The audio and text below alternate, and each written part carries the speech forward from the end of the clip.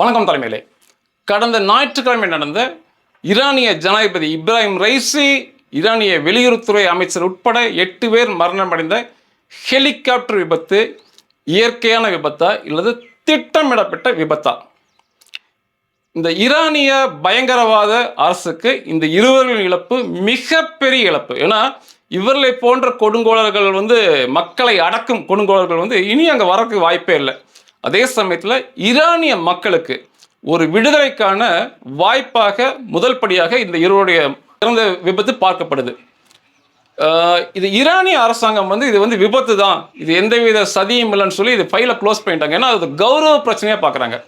அவங்களுடைய ஜனாதிபதி யாரோ ஒருத்தவங்க தூக்கிட்டாங்க அப்படின்னு சொல்கிறது அவங்களுக்கு ரொம்ப கௌரவ பிரச்சனையாக பார்க்கப்படுது. ஏற்கனவே இஸ்ரேல் அவங்களை உள்ளே போய் அடிச்சிருக்கிறாங்க. இந்த சமயத்தில் இதையும் சொன்னால் ரொம்ப கேவலமாக இருக்குன்னு சொல்லி இதை விபத்துன்னு சொல்லி அவங்க க்ளோஸ் பண்ணியிருக்காங்க. ஆனால் பிற இராணுவ ஆராய்ச்சி வல்லுநர்கள், பிற ஆய்வாளர்கள், இணையதளவாசிகள் 2 நாட்டை இதுக்கு பின்னணியில் இருக்குது அப்படிங்கிறாங்க. ஒன்று உங்களுக்கு எல்லாருக்குமே தெரியும், இஸ்ரேலையும் அவங்களுடைய உளவுத்துறையான மொசாத்தையும் அதிகமாக குறை சொல்கிறாங்க, நமக்கு எல்லாம் தெரியும். 2வது நாள் அவங்க குறை சொல்கிற நாட்டை சொன்னவங்களுக்கு ஷாக்காக இருக்கும், இந்தியாவை சொல்கிறாங்க. இந்தியாவும் அவருடைய அமைப்பும் இதுக்கு பின்னணியில் இருக்கான்னு சொல்லி 2வது சொல்கிறாங்க.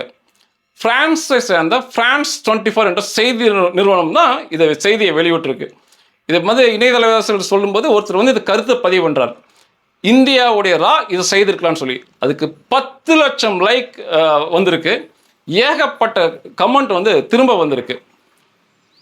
இந்த லைக்குகள்லாம் போடுறது, கமெண்ட்லாம் பண்ணுறது யாருன்னு பார்த்தா பாகிஸ்தானிய இஸ்லாமியர்கள் இந்த இணையதளவாசிகள் இதை லைக் அந்த கமெண்ட்லாம் போட்டிருக்காங்க. அதாவது எங்கேயோ இருக்க ஈரான் நமக்கு அது அவசியமே இல்லாத நாடு, நம்ம நிச்சயம் செய்ய போகிறதில்ல. ஆனால் நம்முடைய இந்திய செய்திருக்குன்னு சொல்லி அவங்க பயப்படுறாங்க பார்த்தீங்களா, அந்த பயத்தை மிகவும் ரசித்தேன். நான் இதே இந்தியா செய்ய மாட்டாங்க அப்படின்னா நமக்கும் அவர்களுக்கும் எந்தவித பிரச்சனையுமே இல்லை. மேலும் அந்த 2 பயங்கரவாதிகள் மரணம் அடைஞ்சு அடுத்த 2 பயங்கரவாதி தான் அங்கே வரப்போகிறான், மத அடிப்படைவாதி அங்கே வருவான். அதனால் எந்த முன்னேற்றம் பெருசாக ஏற்படலை. மேலும் ஈரான் இந்தியாவுக்கு மிகவும் நட்புறவு நாடு. இதை எனக்கு 100க்கு 100% இந்தியா செய்ய மாட்டாங்க எனக்கு சொல்ல தெரியும். ஆனால் அந்த பயங்கள், அந்த அடிப்படைவாத மதவாதிகள் இப்போ பயப்படுறாங்க பார்த்தீங்களா, ஈரானையே நம்ம தூக்குவாங்க அப்படின்னு இந்தியாவை சொல்கிறாங்க பார்த்தீங்களா, அந்த பயத்தை நான் ரசித்தேன். இது ஏன் எப்படி இதை திட்டமிட்டு வீழ்த்திருக்கலான்னு சொல்லி எல்லாம் பேசுகிறாங்க அப்படின்னா, லேசர் ஒளிக்கற்றை மூலமாக அந்த ஹெலிகாப்டர் கீழே விழுக வச்சிருக்கலாம் அப்படிங்கிறாங்க. அதாவது லேசர் ஒளிக்கற்றை சுடுறது இல்லை, இந்த லேசர் ஒளிக்கற்றையை அதிக சக்தியோடு தொடர்ந்து செலுத்தும் போது அந்த ஹெலிகாப்டர் மேலே மிகப்பெரிய அதிர்வு உண்டாகி அதுக்குள் இருக்க எல்லா எலக்ட்ரானிக் சிஸ்டம் இருக்குது பார்த்தீங்களா, எல்லாமே கம்ப்ளீட்டாக ஆஃப் ஆகி போயிடும். அப்படி ஆகப்போது அதுக்கு வேறு வழியே இருக்காது, அந்த ஹெலிகாப்டர் தன்னை போல் கீழே விழுந்துங்கிறாங்க. இந்த லேசர் ஆயுதம் இந்தியாவிலும் உண்டு, இஸ்ரேலிடம் உண்டு. இது இப்படி செய்திருக்கலாமான்னா செய்திருக்கலாம். 2வது ஒரு சந்தேகத்தை சொல்கிறாங்க எல்லாமே, என்னங்கன்னா அந்த ஜனாதிபதி பறந்த ஹெலிகாப்டர் ஓட்டிட்டு பார்த்தீங்களா பைலட், அவர் மொசாத் வலையில் வீழ்ந்திருக்கலாம்னு சொல்லப்படுது. தொடர்ச்சியாக ஒரு மூளை செலவு பண்ணி இந்த மக்களை இவங்க ரொம்ப கொடுமைப்படுத்துறாங்க. இந்த 2 பேரும் இவங்க 2 பேரும் மரணம் அடைஞ்சாதான் இந்த மக்களுக்கு ஒரு நல்ல சுபீட்சம் கிடைக்கும்னு சொல்லியிருக்கலாம். அவரும் அந்த வலையில் வீழ்ந்து அவரே அந்த ஹெலிகாப்டர் கீழே விழுக வச்சிருக்கலாம்னு சொல்கிறாங்க. இதையும் ஏற்றுக்கொள்கிற மாதிரி தான் இருக்குது. இதெல்லாம் வலுப்படுத்தும் விதமாக இந்த போன ஞாயிற்றுக்கிழமை மதியானத்துக்கு மேலே தான் இந்த ஹெலிகாப்டர் பயணப்பட்டிருக்கு. அசர்பைஜான் ஈரானை நோக்கி போயிருக்கு. அசர்பைஜானில் ஒரு டேம் திறந்துருக்காங்க. அசர்பைஜானும் ஒரு இஸ்லாமிய மத அடிப்படைவாத நாடு தான். அவர்களுக்கு ஈரானுக்கு ஒன்றும் பெருசான வித்தியாசங்கள்லாம் கிடையாது. அங்கேருந்து கிளம்பியிருக்காங்க, மதியானத்துக்கு மேலே கிளம்பியிருக்காங்க. 3 ஹெலிகாப்டர் மேலே போயிருக்கு. ஜனாதிபதி பயணித்த ஹெலிகாப்டர் நடுவிலையும் அதுக்கு முன்னாலையும் பின்னாலையும் பாதுகாப்புக்கு 2 ஹெலிகாப்டர், எல்லாமே பாதுகாப்பு அதிகாரிகள், பாடிகார்ட்ஸ்லாம் எல்லாமே இருந்திருக்காங்க, பயணப்பட்டு போயிருக்கு.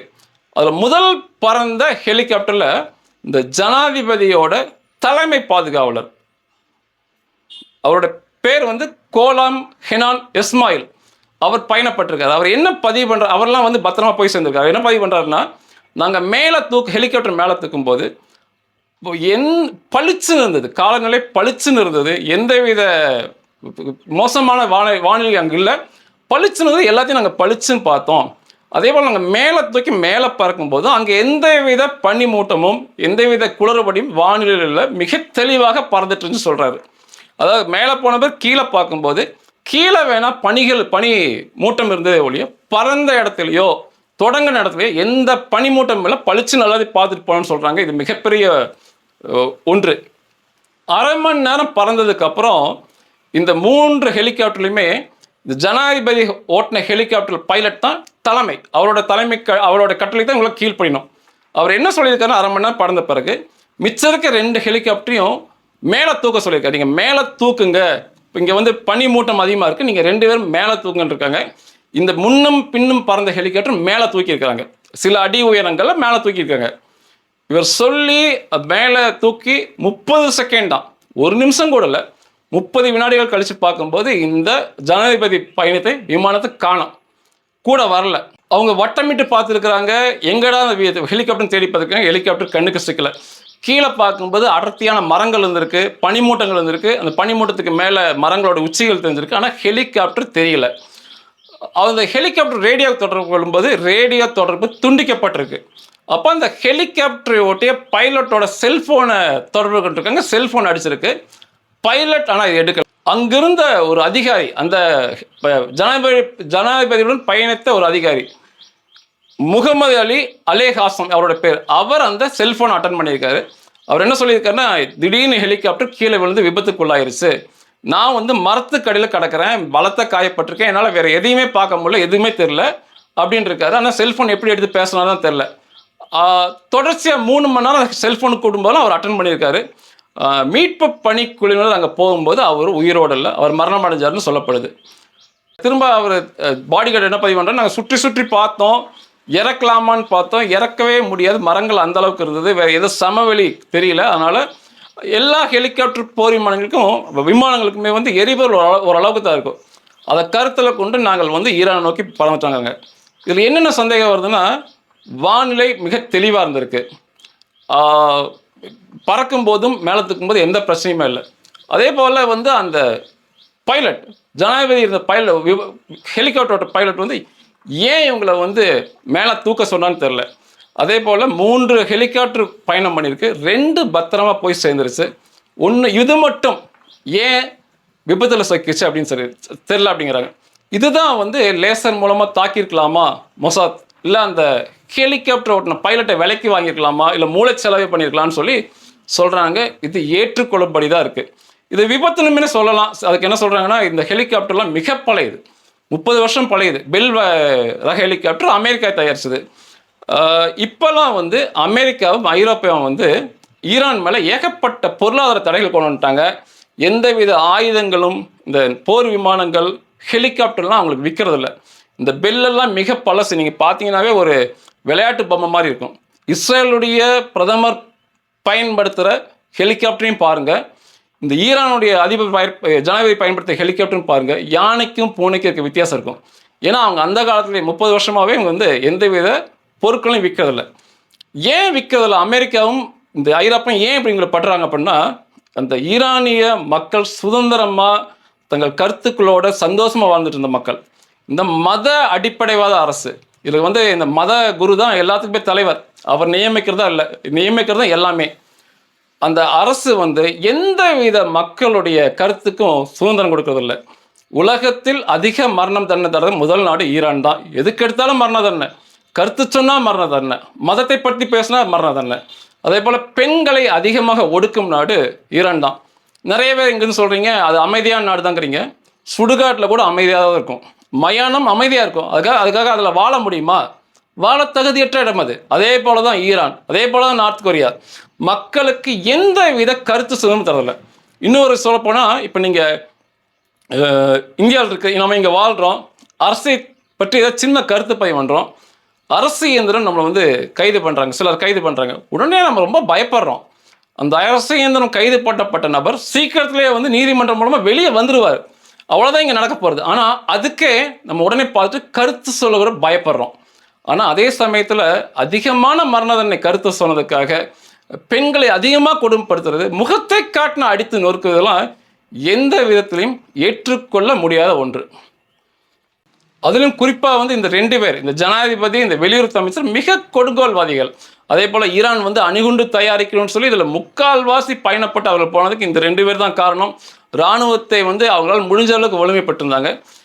மக்களை மிக கொடுமையாக எந்தவித போராட்டமும் வெற்றி பெற இவங்க விடவே இல்லை. ஏகப்பட்ட மக்கள் போராட்டம் நடந்துச்சு, மிக கொடூரமாக அதை முறியடித்து காமிச்சாங்க இந்த 2 பேருமே.